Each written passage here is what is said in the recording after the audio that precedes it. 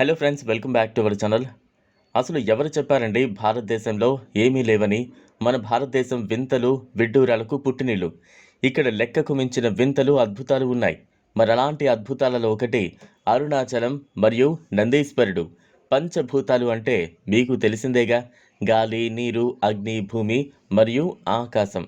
కరెక్టేనా? పొరపాటున ఇందులో ఏదో ఒకటి కోప్పడి మూడో కన్ను తెరిస్తే మానవుడు బ్రతకగలడా? అమ్మో, తలుచుకుంటేనే భయమేస్తోంది కదూ. 2004 సునామీ మరోసారి హాయ్ అని చెప్పినట్లయింది. ఇలా ప్రకృతిలో మమేకమైన ఈ 5 భూతాలలో పరమాత్ముని తత్వం ఉట్టిపడేలా పంచభూత లింగ క్షేత్రాలు మనకు ఉన్నాయి. అందులో ముఖ్యంగా చెప్పుకోవలసినది అరుణాచలం అగ్నిలింగం. అగ్నిలింగం అంటే ఇక్కడున్న అరుణాచల పర్వతమే శివుని ప్రతిరూపమని చెప్పాలి. ఇక్కడ కొండ చుట్టూ ప్రదక్షిణ చేస్తే సాక్షాత్తు పరమేశ్వరుణ్ణి ప్రదక్షిణ చేసినట్లే. అందుకే ఇక్కడ కొండ చుట్టూ ప్రదక్షిణలు చేయడం చాలా ప్రధానమైనది. ఈ అరుణాచల క్షేత్ర దర్శనానికి వచ్చే భక్తులు తప్పకుండా కొండ చుట్టూ చెప్పులు లేకుండా ప్రదక్షిణలు చేయడం ప్లాన్ చేసుకునే వస్తారు. ఇక కొండ విషయానికి వస్తే ఈ అరుణాచల కొండ పరిధి 14 కిలోమీటర్ వరకు ఉంటుంది. ఈ కొండ చుట్టూ ఔషధ మొక్కలు అనేకమున్నాయి కనుకనే కాలినడకన చేస్తే ప్రదక్షిణాల వల్ల ఎన్నో వ్యాధులు నయమవుతాయని భక్తుల నమ్మకం, విశ్వాసం. ఇక్కడ అయ్యవారు అంటే శివుడు 2665 అడుగుల ఎత్తున్న పర్వతం మీద, అమ్మవారు అంటే పార్వతీదేవి మరొక పర్వతం మీద నెలకొని ఉంటారు. ఆగస్తీశ్వర మఠం నుండి గనుక ఈ కొండలను చూస్తే అర్ధనారీశ్వరుని దర్శనంలో 2 కొండలు కూడా ఒకే కొండగా కనిపించడం ఒక అద్భుతమనే చెప్పుకోవాలి.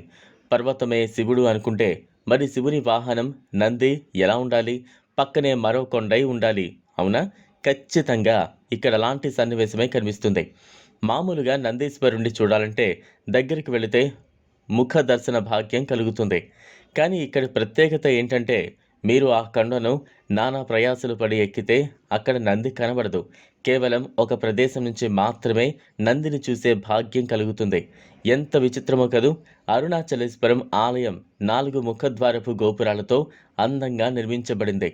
తూర్పు వైపు ఉన్న గోపురం ఎత్తు 66 మీటర్లు మరియు ఇది ఇక్కడున్న 4 గోపురాలలో పొడవైనది. అంతేకాక దేశంలోకెల్లా పొడవైన గోపురంగా ఖ్యాతి గడించింది. ఈ గోపురం 11 అంతస్తుల వరకు ఉంటుందట.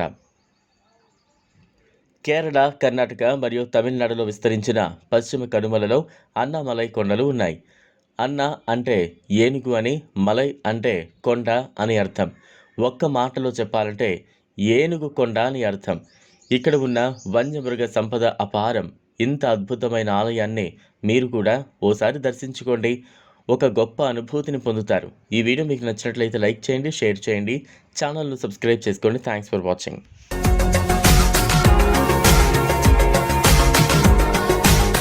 మరిన్ని అప్డేట్స్ కోసం మా ఛానల్ని సబ్స్క్రైబ్